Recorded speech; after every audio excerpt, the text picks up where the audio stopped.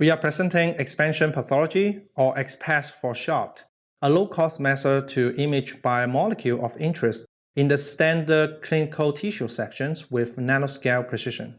ExPath circumvents the diffraction limit of conventional light microscopy by chemically infusing the clinical tissue section with a water-soluble hydrogel, and then physically and evenly expanding the treated samples by about 100-fold, allowing previously overlapped fluorescently labeled biomolecules to be separated and observed with a conventional optical microscope.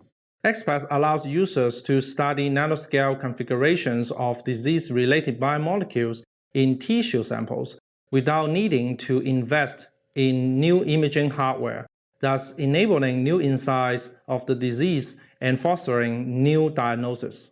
This method can be applied to a broad array of tissue types and be used to provide new insight into the pathogenesis of various complex diseases such as cancer, brain disease, autoimmune disease, and others. Visual demonstration is important to illustrate how to do the critical steps properly, such as construction of the gelling chamber and handling the gelled sample before and after proteinase K digestion.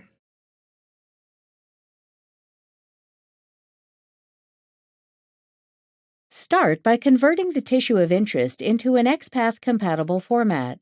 If working with FFPE clinical samples, place the slide with the sample in a 50 milliliter conical tube and add 15 milliliters of xylene.